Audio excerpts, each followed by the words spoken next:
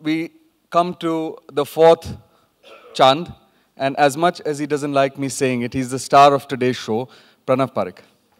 Presentation, I would like you to take you back to the last Print Summit, and where we had another panel discussion, and I asked Pranav Bhai about how he manages to retain his employees, how come there's so much passion in each and every Technovite, and he didn't answer that question. So I didn't let him go.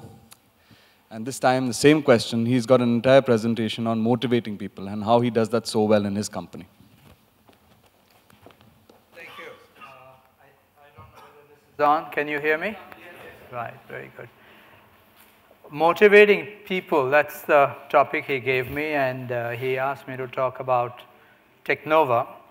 It's very, very difficult to talk about what motivates people in Technova. That's something you should ask them. I guess people here motivate them to keep going. What I'm going to talk about is some basic concepts on what I believe works when it comes to motivating people. There is no one standard theory. I'm sure all of you had some motivation for coming to attend this program. If I were to ask at random, what was your motivation for coming? Fine by, that's one. What else? Me. That's it. Here, okay. Number two, that's a good motivation, but a very challenging one. Any other motivations? The alcohol at the end of the program. Alcohol, there you are.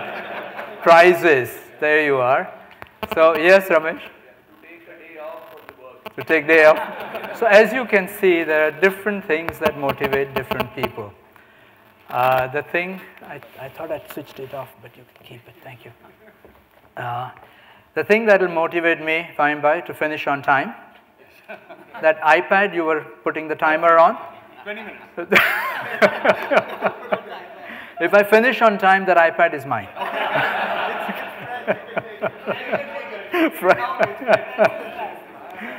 Okay, there are many theories on motivation. I will skip through the theories very fast because I'm sure you can read them in books. There is the Maslow's hierarchy of needs theory that all of you must have come across at some time or the other. Mcclellan's motivational need theory and McGregor's X and Y theories.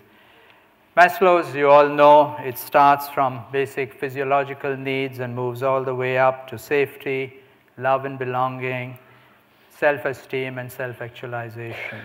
Question is, these are individual needs. Do the organizations cater to them? I guess they cater to part of the physiological need in terms of job security and some money. But are they really taking care of the safety needs? Are the factories safe? Do they feel loved in an organization? Do they provide opportunities for self-esteem, or does all the credit go to the bosses?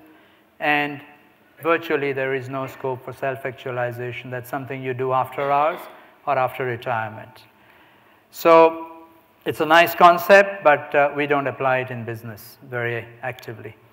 And there is Mcclellan's motivational need theory. He divides into people who are highly achievement-oriented, people who have high need for affiliation and affection, and people who are power crazy, who have a need to be controlling others.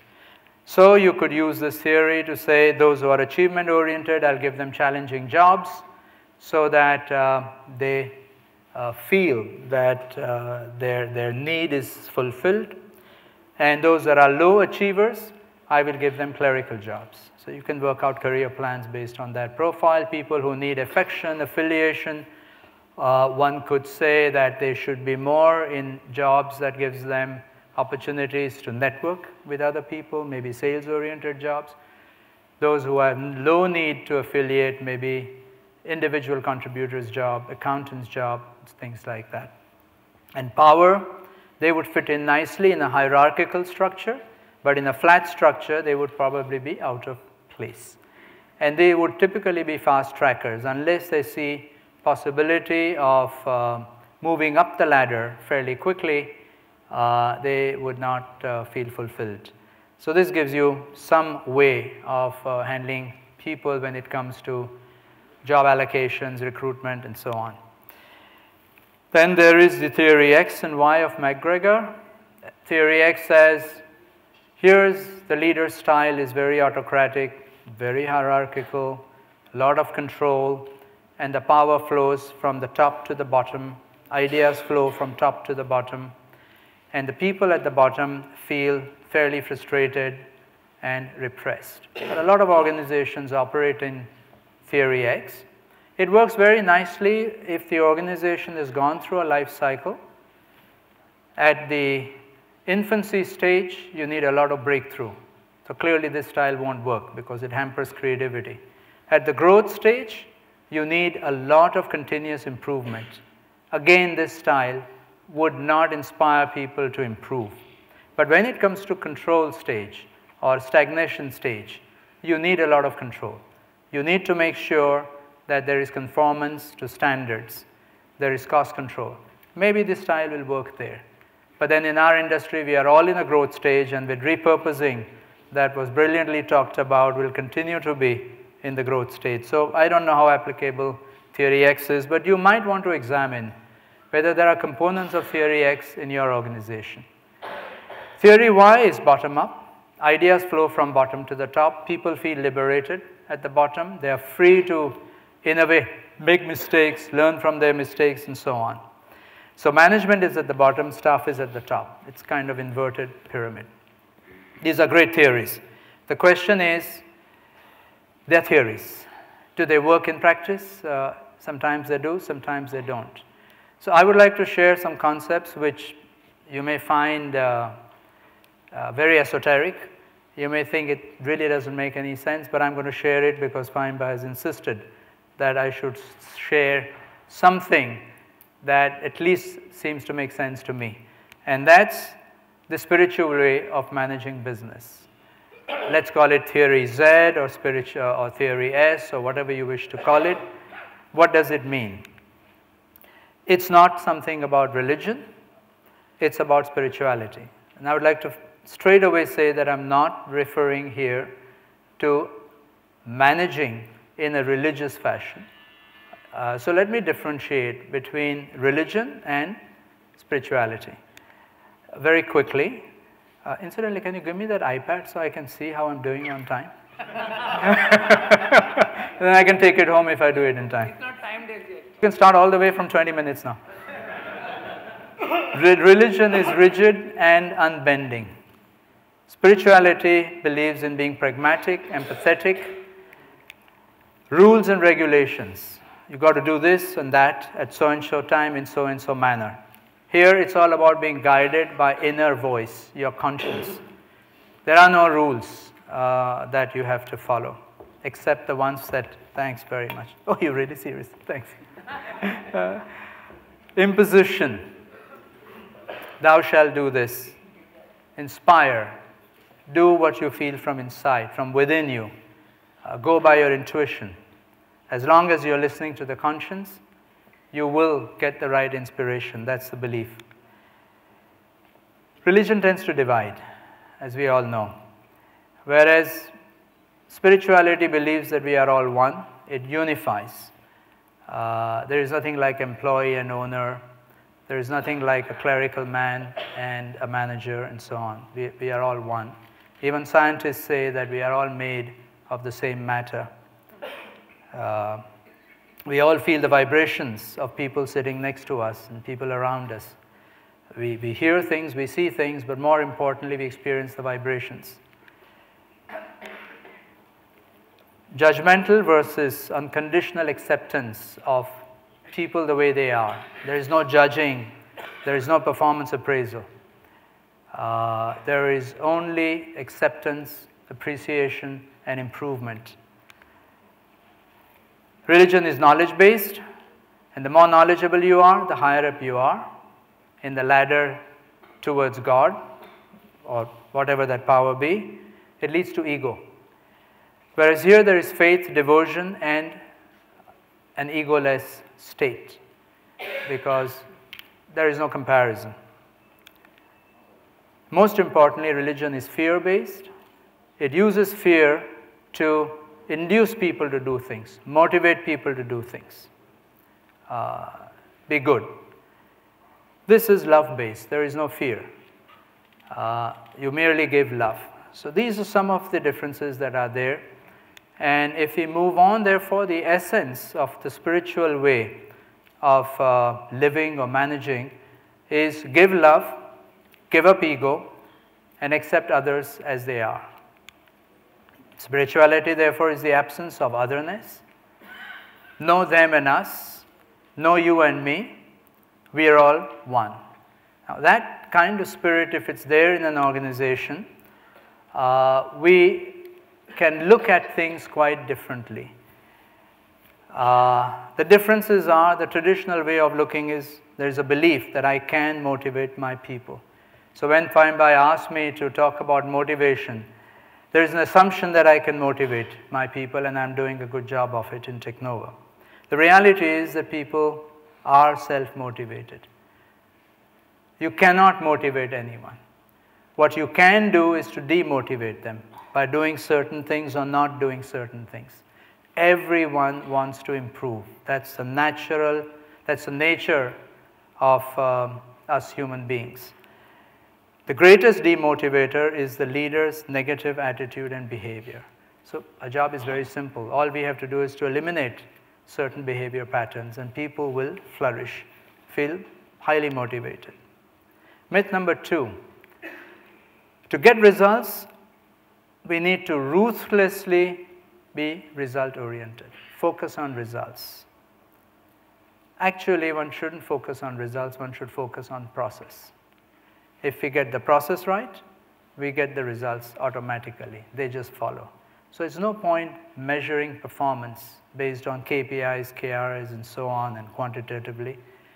If we just focus on whether the process has been followed step by step and measure that, then the results may or may not be there, but at least one will have the satisfaction of having tried in the right manner.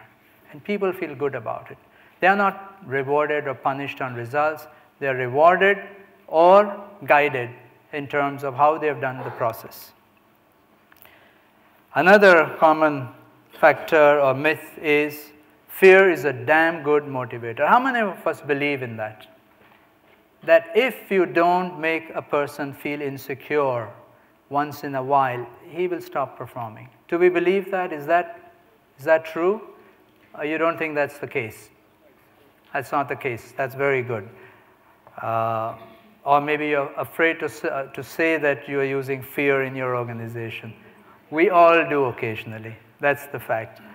But the reality is that fear is the greatest demotivator. It can create a spark for a short time, but it leaves a scar for a very long time. And it can be a great demotivator. I can buy loyalty of my people. Pay more, the guy will work with me.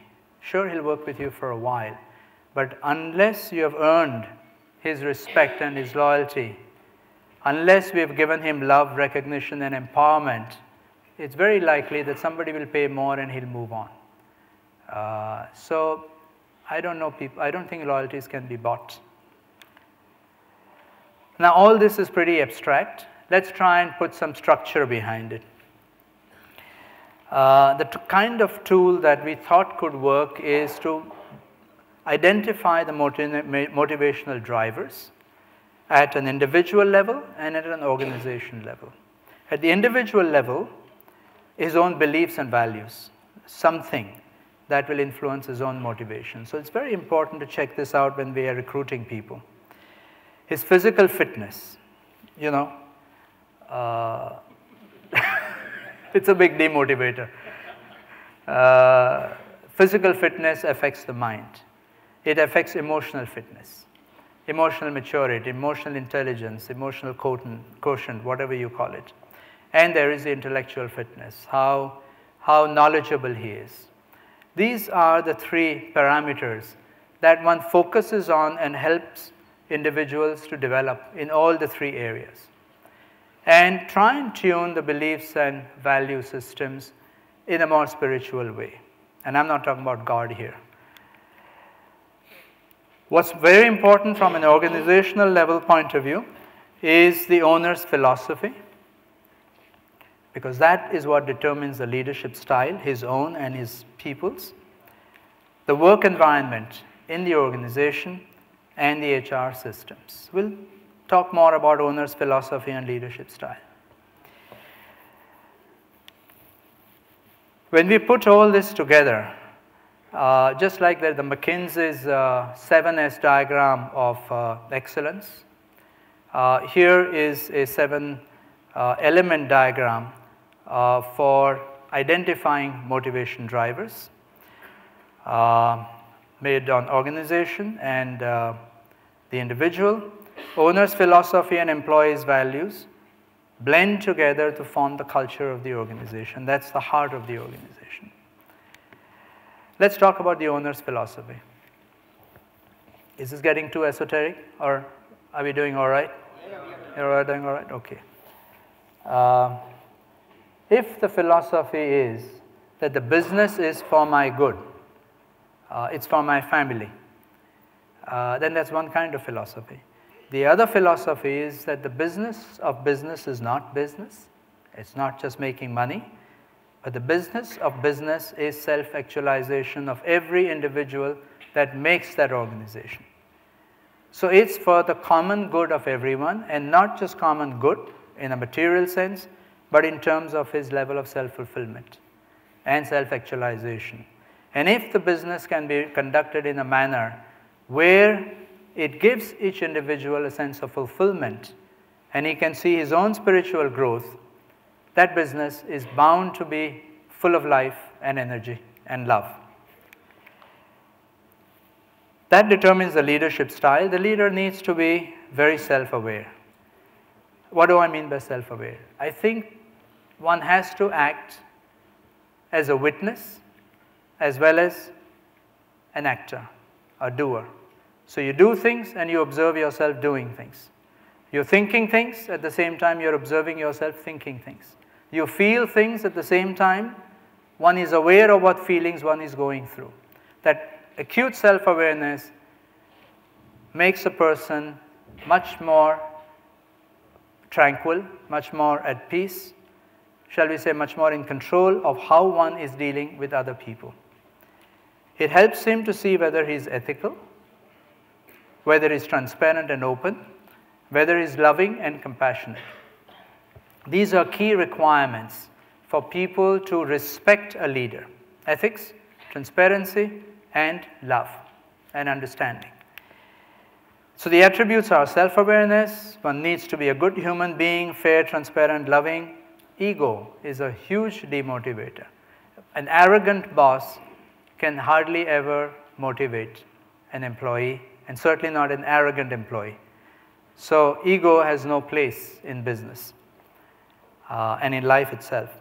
Spirit of trusteeship, not ownership. Business is not my possession. I'm a trustee of the business that's been created by so many people. That belief system. And in practice, detached involvement from the business, that while one is involved and doing things, one is not attached to it. What are the results that flow out of it? Happens. And failures and successes do not then lead to extra swings of positive or negative emotions. And when is detached involvement, the efficiency and effectiveness is much greater. Be in touch with one's intuition, which is superior to intellect, because intuition never goes wrong. If one is listening to it carefully, intellect often can. And workplace can be seen as an ashram. That's a little far out, but if that spirit is there, because ashram is the place where people are happiest. People are on a learning mission. People love each other. And if that spirit remains in an organization, you can imagine what a joy it would be for everyone to come every morning and work there. Impact, ethical, leads to credibility of employees. Transparent leads to trust. Compassionate leads to loyalty. So the leader has a team that feels respect for the leader, affection for the leader, commitment is existing as a result of all these dynamics, and one ends up with a motivated team. Or a team that is not demotivated. They are motivated to start with in any case. So let's just very quickly compare conventional management with spiritual management. Management by fear, management by love. Isolation, comparison, rivalries, inclusion. Everyone is included. No one is excluded. No rivalries are created or tolerated. Confrontation. Why didn't you do this in time? Why did you forget to do this? Collaboration. Okay, let's understand what went wrong. What were the root causes? Let's fix it. Exploitation. Paying less than what the person deserves. Here it's nurturing. It's not about money. It's helping person to perform and paying him what is his market value. Comparison, caring, instruction. Let the person be inspired to do his own thing. We don't have to instruct him. Let him instruct us as to what the organization should do for him. Conventional management, you have a leader who's stressed, who's driven, who's achievement-oriented, is frustrated. Here you have a leader who's energized, he's juiced, because his people are supporting him. And everything is done in a spirit of positive environment all around. What happens to the team? From a fearful team, it becomes an empowered team. From an insecure team, a money-oriented team, it becomes fully empowered. Me being the center to we being the center of the organization. Teamwork. Instead of being defensive when one's mistakes are pointed out and being opaque, there is transparency so one can get to the root cause of the problem and nothing is concealed. Instead of being dependent and waiting for instructions, one feels empowered and self-managed. Anxious and insecure, one feels empathetic towards others. And emotional maturity goes up, the EQ level goes up of the entire organization. There's a tendency to take a partial view. I only look at what suits me. Whereas a team which feels loved and secure takes a whole view. Your perspective and my perspective, both are important. It's not about money and power, it's about sense fulfillment. Instead of feeling stress, the team is also energized and juiced. It eliminates the 5 greatest demotivators: anger, anxiety, arrogance, agony, and avarice. These are prevailing in the organization on a day-to-day basis. They all disappear one after the other. Arrogance takes a little longer, but that also eventually goes. So we've looked at the leadership style, owner's philosophy. Very quickly, we'll look at the routine stuff like HR systems and work environment. Session C, this is what GE calls it, identifying the God-given gifts of every employee. Sit with the employee, understand what his God-given gifts are, not weaknesses, what he's good at, and give him a career that he can maximize his talents. Leadership pipeline. Everyone should know where they are going to be and everyone should know where everybody is. Need not be hierarchical, it could be networked, but a ladder is a good description of it. Competency profiling is very important so that each one knows where he needs to develop. There are workshops for it. Each one needs to get a mentor to guide the person emotionally, intellectually, physically, and work-wise. Quarterly performance appraisal and feedback programs, but process-oriented, not necessarily result-oriented. Results are an indicator, not the end objective. Self-evaluation and 360-degree evaluation. Right across, getting the bosses evaluated by employees. How many of us get our employees to evaluate us? Honestly, we don't normally do it. But it's wonderful to do this kind of exercise. And compensation service. Corporate planning systems, not often do we have I finished? This thing is showing 3 minutes. Okay, I'm sorry. I'll be wrapping up. A lot of corporate planning systems and so on. That's American, not Swiss. Fred is a friend. All right. Work environment is also important. Safety, health, environment, and stress-free comfort. So this is what we have covered. Finally, the fundamental belief, everything a company does can be copied and improved upon by a rival.